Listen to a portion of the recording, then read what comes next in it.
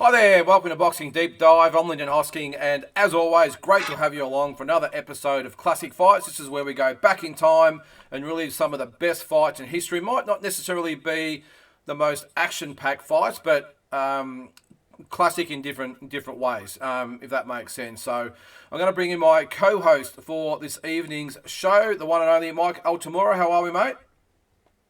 Yeah, I'm great. I think that your summary of how you assess or how classic fights are assessed is very accurate for what the selection is this week, because it might not be the most scintillating bout. It's not Castillo Corrales. It's not, Pryor and Arguello or Mancini Arguello or any of those great spectacles. Barrera Morales won, but it's an extremely historically significant fight, I should say. And it was interesting, interesting clash of styles. It's not a fight you're going to go and watch on repeat, but it's definitely one that needs to be appreciated for its significance. Yeah, I agree, mate. And as I said last week when I mentioned it, that not all fights have to be, like you said, the Arturo Gatti, Mickey Ward series or whatever. A lot of fights have real significant or historical significance. And that's why I've chosen this one before. And there's a lot of things to go through, many layers to this fight. And, of course, I'll reveal the fight. It is, of course, Larry Holmes, the Eastern Assassin, up against Michael Spinks, the Jinx, for the IBF Heavyweight Championship at the Riviera Hotel and Casino in Las Vegas on September 21st, 1985. So, Mike, the reason I chose this fight, you can see there even with the poster there, Rocky Marciano in the background there. So many different, as I said, layers to this. The first one being, of course, that Larry Holmes was challenging the record to go 49-0 to tie Marciano's record. Yeah, the interesting part is actually the venue. So let's go on the venue first. The old Riviera Hotel, which was actually a developing hotel in the early 80s, really was significant with a lot of first like kind of kickboxing, ESPN level boxing events, and then gradually built through to become a very reliable site for events of this stature. So very well-known hotel. Definitely saw its best years in the mid-'80s. By the time I had stayed there for a stretch around 2008, it was actually $23 a night at that stage. So I don't think the rooms had been updated since probably 1982. But a lot of historic fights were either at the old Las Vegas Hilton or at the Riviera in the mid-'80s, especially heavyweight tussles. And this one, of course, landed there, and great fight. I mean, you've got Holmes 48-0 looking to equal the great record of Rocky Marciano. 19 world title defenses, right, at this stage. So closing in on Joe Lewis's record world title defenses as a heavyweight. But more importantly, Holmes, if he comes out with the victory, he may retire. You don't know what the general thought pattern is. And he was a 7-1 favourite, so it looked like he had picked the right kind of opponent. So on the other side of the fence, you got the Spinks Jinx, Michael Spinks, 1976 Olympic gold medalist, reigning light heavyweight world champion.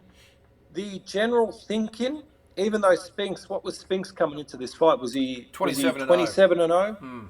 Yeah, even though Spinks had great numbers, of significance 2 fights earlier when he stopped David Sears in the third round. So 2 fights earlier, early 85, he weighed 170 pounds. So realistically, in our modern day era, he might have actually even been a super middleweight. 3 months earlier, he defended against Jim McDonald and then opted to take this fight against Holmes, and was met with, I guess, a lot of dissatisfaction with the boxing community, expecting Holmes to fight maybe what they consider a lively opponent. Like I said, 7-1 favourite Holmes. Couple interesting pieces on both sides of the fight. So Holmes, 35 years of age, and probably coming towards the twilight of his reign, of his world title reign. Spinks, even though he was effective in beating the likes of Eddie Mustafa Muhammad, probably in a career-best performance, knocking out Marvin Johnson in the 4th round, defeating Dwight Muhammad Qawi twice. He just, because he was kind of a dour, off-rhythm kind of fighter, awkward, herky-jerky style, just never really got the credit he deserved. And the conventional wisdom going into this bout was that there was greater light heavyweights that had challenged for the world title, and all 13 light heavyweights 13 historically. Yep. All 13 historically that have either been reigning, so you're probably thinking reigning world champions. Reigning. Either Yep. reigning or former light heavyweight champions. 13 had contested and fallen short of the heavyweight title. And Spinks wasn't thought to be in the ilk of, say, Bob Foster or Archie Moore or even Billy Conn, great fighters like that. What's also interesting to note is that Spinks would bring on who would later become one of the most famed conditioning trainers in boxing history, Mackie Shilston. So Mackie Shilston basically had 10 weeks to develop Spinks from pretty much a rock hard fit 175-pound light heavyweight into a small heavyweight. And just bringing up the weight here, Spinks come into this bout. Let's have a look what weight he come in. 199 and 3/4. So actually under what the modern day cruiserweight is, but 25 pounds gained, pretty significant. And that was accomplished by putting Spinks. Yeah, absolutely. And it was accomplished by putting Spinks on a 4,500 calorie per day diet, which when they did all of his body fat testing and that, he actually reduced 1.6% in body fat. So he'd spent 3 months gaining the weight accordingly. Just, Lyndon, would it actually be a factor in the fight? Yeah, well, you're right. I mean, to put on 25 pounds, but actually be less body fat and be all more muscle. So he's obviously done it the right way. And I think I read a little bit about that at the time as well, that he actually trained more like an athlete than a boxer. He was doing more sprints rather than long runs, road work, weights, which was really frowned upon back then. I'm not quite sure what it's like these days. I'm sure a lot of them incorporate some sort of weights into it, but back then it was totally not done by anyone. So he really revolutionised the modern boxer, I suppose. You'd almost say he was one of the forerunners of the modern day athlete / boxer, wasn't he? And let's not forget the other thing too is that in this fight, his brother had actually, in a similar type of fight against Muhammad Ali back in, was it 1978, wasn't it, when he upset Muhammad Ali? So there's a lot of things riding on it. So the Marciano thing, the light heavyweight against the heavyweight factor, the fact it was Leon Spinks' brother who achieved one of the upsets of all time against Muhammad Ali. There were so many things riding on. As we're talking about, I'm just going to get the highlights of the fight sort of going in the background. But so many, that's what I was really keen about, the historical aspect of it, because it just had so many things going on at the time. Yeah, and I think you can see here early, which is a lot of white people underestimated Spinks because you see he's really off rhythm. He's not a guy that's going to give you a fluid double jab right hand. He might touch you with the jab, kind of rock back a little bit and then hit you with an awkward right hand. But that right hand, known as the Spinks jinx, was his greatest weapon. So a lot of the concern was, if that power doesn't come up to heavyweight, how's he going to be able to deal with the naturally bigger Larry Holmes? How's he going to be able to negate the jab of Larry Holmes? And you think too, Mike, that Larry Holmes was coming off 2 fights that he really struggled. Bone Crusher Smith, where he was cut, he was almost put down, came back and obviously stopped Bone Crusher, I think in the 10th round, also at the Riviera, I think it was, with a cut eye. Then really struggled against the upstart Carl Williams. And one telling factor, I suppose, in hindsight, it's always a wonderful thing, is that Larry really struggled with the speed of Carl the Truth Williams at the time, even though he was obviously a lot bigger man than what Michael Spinks was. But in hindsight, looking at this fight, it was a very, very ordinary decision, a shocking decision for them to take this fight against someone that was so awkward and fast and mobile and agile as Michael Spinks was. Yeah, I guess they just seen that or figured that Spinks' power would be non-threatening and Larry could just peck him off with the jab. But Spinks, of course, had the great Eddie Futch leading the charge in the opposite corner. And Eddie, master tactician, the whole plan in this fight was to make it dull, to negate Holmes' jab, to smother him, to just try and peck and stay in front. It wasn't about going and trying to be like Billy Conn and trying to blast the great Joe Louis out of there. There was none of that kind of thinking. It was just, let's go out there, keep the fight tight, just try and outland him 5 punches to 3 every round. It doesn't need to be exciting. It needs to be effective. And the other thing that Larry Holmes said after the fight, there might even be one of his memoirs or whatever it might have been, that he was worried about throwing the right hand because he was having shooting pain when he was throwing it. He got diagnosed that there was something wrong with the disc in his back, and if he threw it too hard, he might be permanently paralysed, which seems as ludicrous in hindsight again. But even though it was corrected by other doctors that gave him the all clear to fight, he said it was still playing on his mind, and he was really reluctant to throw the right, which I suppose does hold a little bit of water, that he was so reluctant to throw the right throughout the entire fight. So I don't know whether you can use that as an excuse, but on the other hand, Michael Spinks said that he just made the decision that he was going to go out there, and no matter what happened, he was going to try and show Larry Holmes that he wasn't intimidated. He was going to stand up for himself, and whatever would be. And obviously, it all fell his way.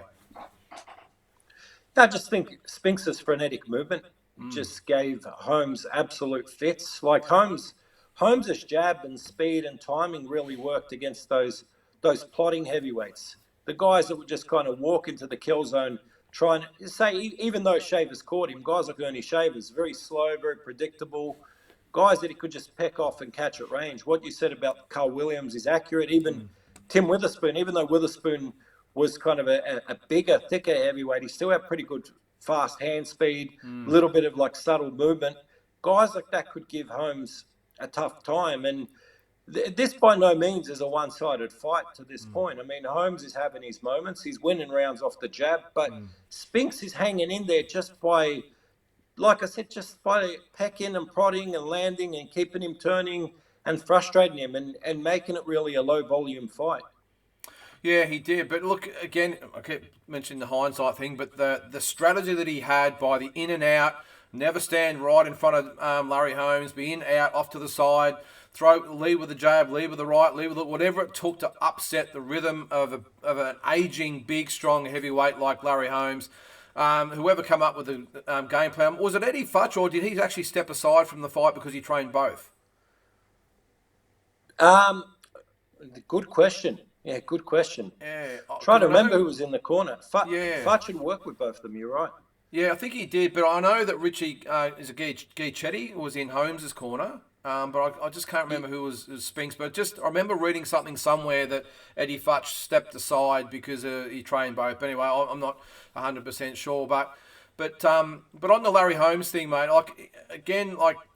he always struck it hard, didn't he? That he followed Muhammad Ali. He made the mistake of beating up Muhammad Ali. We had the Jerry Cooney, we'll call it the fiasco. It was all about race rather than legit, fighting two fighters that are going to head to head. And then to come up against the light heavyweight, who there was detractors there as well. He just always found a way to get people offside. And then of course there was the post-fight comments that I'm going to get to after this. But there were so many things that just didn't really make him appeal to a lot of fans out there.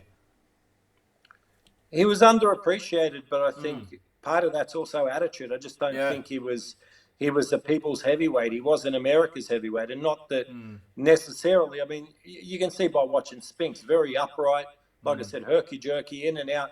He's not an excitable guy to watch. The guy that would come along and annihilate him in Tyson was everything that was required, really, to liven up the heavyweight division. But Holmes just wasn't the whole package. He was a terrific fighter, but he wasn't a devastating finisher per se, and just didn't have the personality. And like you said, who could fill those shoes of Muhammad Ali? And I think that Holmes, because it bothered him so much, it continued to just kind of tap away at his legacy. Yeah, it did. And, as I said, the remarks after this fight would go down in history, or infamy, I suppose you would call it. And I'm going to replay that in a second there. But at this, I think we're in round 12 or 13. And again, this is a 15-round fight. This is one of the last ones, I think, was it, Mike, that was actually a 15-rounder? Yeah, so it was only the IBF at this particular time. In 1985, it was only the IBF staging 15-round world title bouts. And, yeah, I mean, incredible to look at the conditioning. You would have figured that Spinks's legs maybe would have given out, especially against a man 25 pounds heavier than him. But still in there, bulling forward, looking to negate and smother Holmes. It's like this fight pretty much, if you watch one round, you pretty much watch them all. Yeah, well, as we said at the start, it probably wasn't the most, action-packed fight, but it was an intriguing fight because you had the two parties. You had the two trains of thought. You had the ones that were looking at Spinks, who ended up, I think he landed about an extra 100 punches over Holmes, but obviously it's when they land, not in total. But they had the ones that used his effectiveness with his punches, and then you had the other ones that went for Holmes because he was the aggressor, but just couldn't get that right hand off. So I was actually surprised. I remember watching, I think it was the news back then that actually showed the highlights, so we didn't get the fights back then, of course, but that it was a comprehensive victory to Spinks, but in hindsight it actually wasn't, because the scorelines that we'll get to in a second were actually very, very close. Yeah, and I mean, you can understand that, because there was still a little bit of that mantra that you got to take the title from the champion back in the day, and pecking and prodding and just outlanding, like I said, 5 punches to 3 most rounds isn't the most definitive way to win a bout. No, it's not. But and it's hard again through just showing the highlights here. I think it's one of those fights you really got to watch. And but as I said, I remember watching the highlights, thinking, oh, the way they've portrayed it, Spinks, won easy. But obviously, it's not the case. But so we're going to get to the final scores in a second. I think this is the last round, I think. So it was actually very, very close. Harold Letterman had it 143, 142. Dave Moretti had it 143, 142. And Lawrence Wallace had it 145 to 142, all for Spinks. So it's amazing that it was literally one round in the fight. Yeah, definitely. And it just, obviously on the highlights, we're not getting the full reflection, but Holmes arguably won the last 2 rounds of the bout. So maybe when people talk about it being comprehensive, it's because Spinks had built up a lead and Holmes was really trying to battle to edge it back late. Yeah, he was. So that's the decision there. So Michael Spinks gets the unanimous decision win, although it was very, very close. And like you said before, Mike, Larry Holmes' attitude probably wasn't good at the best of times, but as we're about to have a look at in a second, after this fight would probably go down in probably as one of his most infamous moments. So there's the win there. So after the fight, so they would, of course, before we get into the Rocky Marciano factor, they would actually fight again early 1986. This time was actually another decision win to Michael Spinks, but I remember at the time it was highly controversial because most people, including me, thought that Larry Holmes got the job done. Yeah, I actually thought that the first bout Spinks won 9 rounds to 6, and I thought the second Holmes won 9 rounds to 6. But the rounds again were very similar. Just close. Holmes picked up the pace on the jab and seemed to be less reactionary to Spinks's movements. So there was bit less wrestling, a little less holding in the second bout. So it was a bit cleaner. But I just think their styles are the type that if they fought 100 times, they'd go 15 rounds 100 times. All right, well, before we get on to what happened after this fight and the second fight, I want to show a clip. It was the press conference after the fight. So the post-fight press conference. Again, to build it up, it was the Rocky Marciano fight, as you can see by the poster there. He was always lurking in the background, his presence in the build-up to it, because, of course, Larry would have tied the record. So after the fight, very, very bitter he was. Caesar's Palace, or the was it the Riviera? Whoever it was had flown in Rocky Marciano's brother for the event. I think his name was Peter. And it got a little bit, hang on, get out of focus there. Got a little bit willing at the press conference. Goes for a couple of minutes, but this is what was said. Because things that I was hearing from the Marciano family, especially his brother, kind of upset me. I think he's back in the back. I never like to take anything away from a fighter. And I think his family owes me a great deal for bringing this man back to life like I did for years. I did. Not knowing anything about Rocky, not trying to put him down, but I would. And it's so easy for me to do it. In spite of what anybody say, I do what I want. And this is probably why I lost, because I say it like it is, and I will continue to say it, and it takes till the day I die. I'm 35 years old fighting young men, and he was 25 years old fighting old men. I can easily put him down.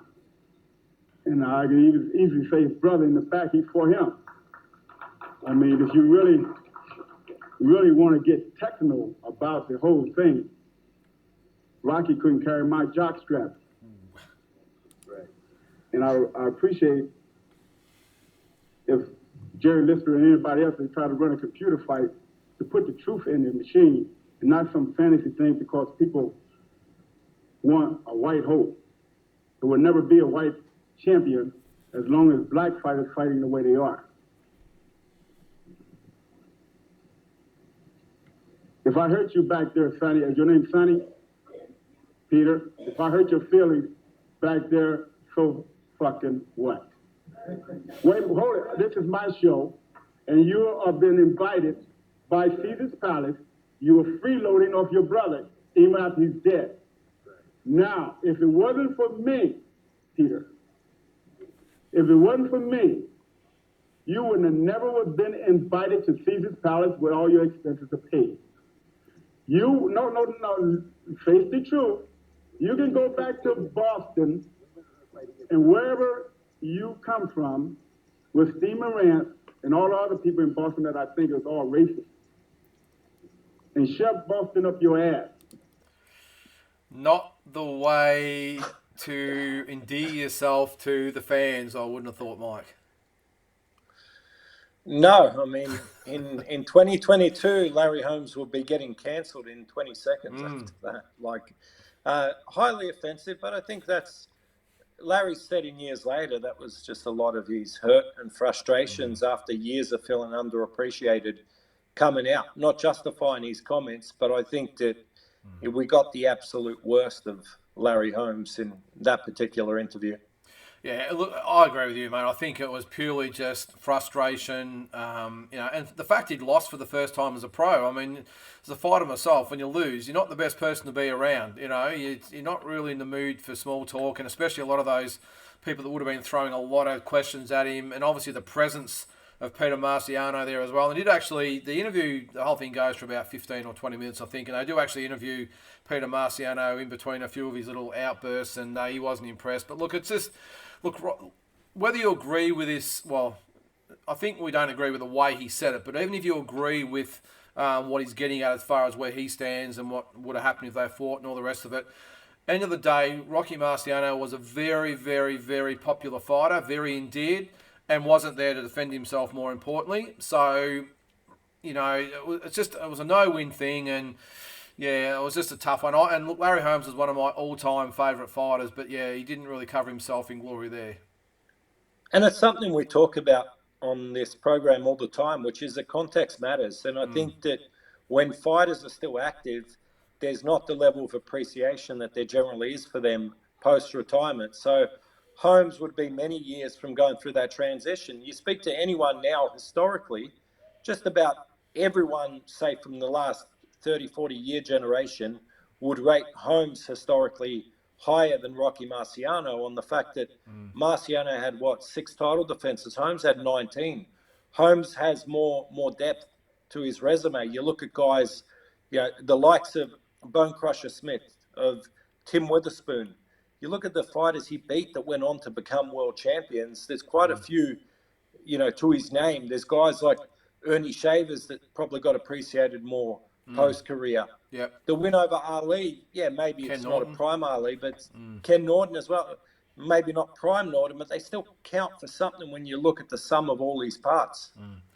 Yeah, and the one thing I really admire about Larry Holmes, I've been a big defender of him to a lot of people in the argument about where they rate and all that sort, which is an impossible argument because everyone's got their own way of looking at it, and that's fine.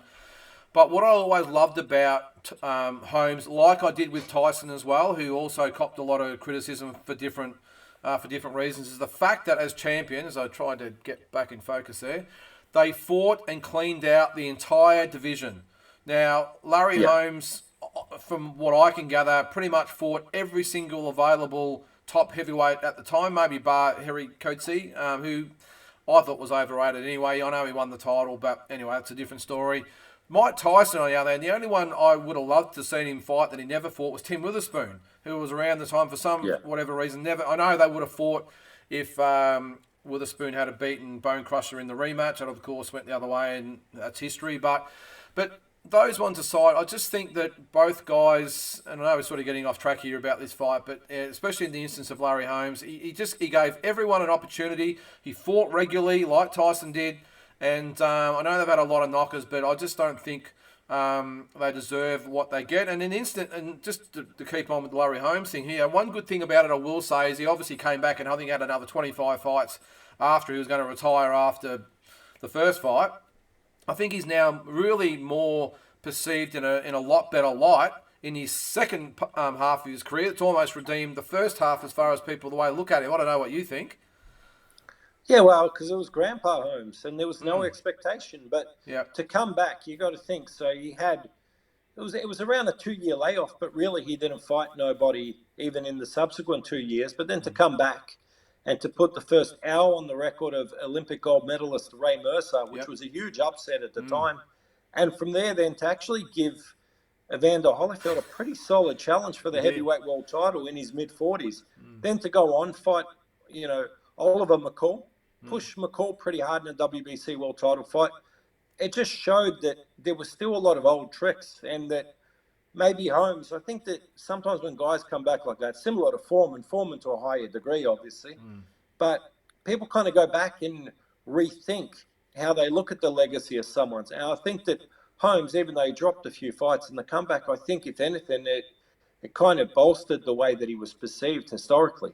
Yeah, and I for one, again, as a big fan of Larry, I was really pleased with it, even though he probably went a little bit too long for me, and I hated seeing him lose some of those fights. But at the end of the day, it would have been a real shame for him to retire even after, because there was talk he was going to retire before this fight, which is really not, it was never going to happen. He was always going to try for the 49th. But then to retire after the second Spinks fight, to come back and then fight Tyson in his comeback fight and get ironed out again, and then to come back the way he did, I'm just really glad he did it because, as I said, I've just got a feeling now that his image and his place in history is a lot more fan friendly than what it would have been if he had retired after this fight or even the second fight. So, but anyway, so I think he retired. What his record? He retired 69-6 with 44 KO. So he had 75 fights in. So almost had another was that 27 fights after this one, or 26 fights after this one. So just amazing stat. And Spinks, of course, I think he fought 4 times. So he fought Holmes, he fought Stefan Tengstad, and he fought Jerry Cooney. And then obviously his last fight against Tyson, which probably wasn't a real good way to go out. But again, got to give him credit that he got beaten and he said he was going to retire and never came back. Yeah, so his purse on that night, though, if you want to feel any more, what's the word for it, Lyndon? If you want to feel any more kind of forgiven, happy, satisfied for the legacy of Michael Spinks, he only banked $13.8 million US for that fight with Tyson, and that was, of course, 1988. So 1988 by today's economy, that would be around almost $30 million.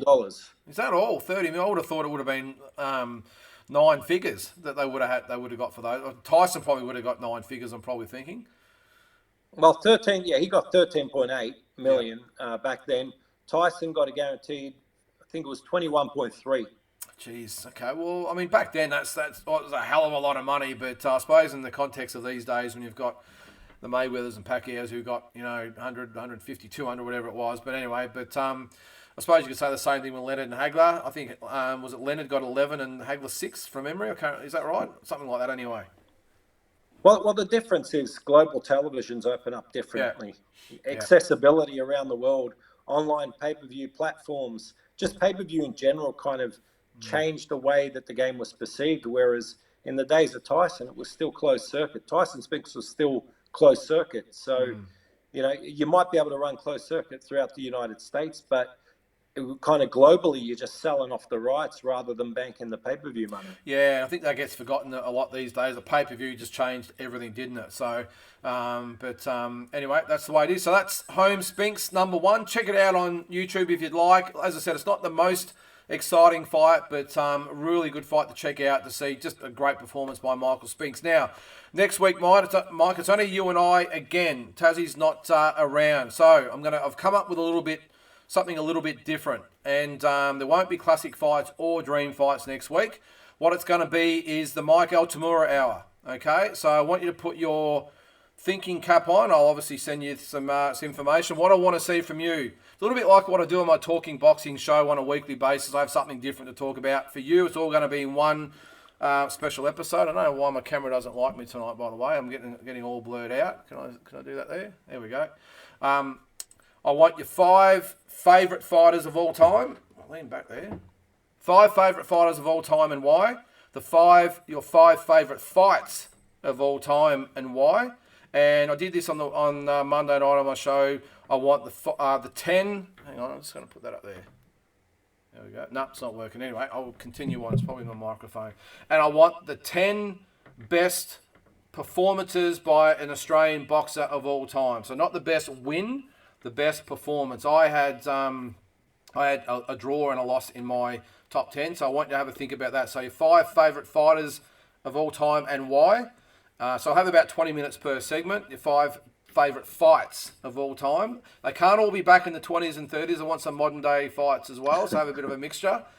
Give our viewers out there a real good spread of fights that they can go back and watch, and obviously why you like them. And then, as I said, the 10 best performances of all time by Aussie boxers. And if you want to check out my list, it's on Talking Boxing I did on Monday. It's up. I did that, so if you're out there, you want to check that out. But that's what I want to hear from you, Mike. It is the Mike Altamura Hour. So have a bit of a think about it. We're going to do that for a whole 2 episodes next week. Yeah, you're giving me a little bit of research I need to piece together, but it's all fun, and it all just doubles down on appreciation for the history of the sport, and also to keep building the reserves of this knowledge base. So I'm looking forward to it, and I'm sure there's a few fights I've long forgotten that I'm just got to pluck out of the memory, because there's a couple that I know you would have never seen ever. Probably not. But they're ones that I just love to watch for different reasons. So, anyways, looking forward to it. I'm not going to reveal too much, but appreciate the challenge. I don't even want to know about it before the show, what I'm going to do on the night, because we're going to do it live. So what I'm going to do is I'm going to keep a count in the comment section, and once they're all in, I'm going to hit enter, and then they'll all come up, and we can analyse. So I don't even want to know who they are. And look, and the thing is too, I know we talk about it often on the show, but this is more like, I know we love going back and, watching our favourite fights and doing the dream fights, all that sort of stuff. But it's an educational tool for a lot of our viewers out there. We get a lot of messages from people that love getting ideas, and they've never heard of either fighters or heard of the fights, or didn't really know things like tonight with historical relevance to different fights. So it's a historical, educational type of things, and who best to do that than you? So I'm myself looking forward to seeing some of the fights or fighters that I really didn't know a lot about myself. I think I would consider myself a boxing expert, but I've got a feeling that I'm in for a bit of a lesson next week, so looking forward to that. It should be fun. Like I said, there's going to be a spread, especially on the favourite fights, fighters. There's going to be a spread between skill and all-out brawlers. So, yeah, I'm looking forward to the challenge. All right, so it'll be live from 7:30 next Tuesday night, which will be, I think, the 9th of November. So make sure you check it out. No good, of course, if you're watching this after that date, but if you're watching before, check us out live on the Boxing Deep Dive YouTube page. So, Mike, thanks again, mate. It was, as always, a real pleasure to do this episode with you. One of my favourites, Holmes versus Spinks, and look forward to next week. Yes, sir.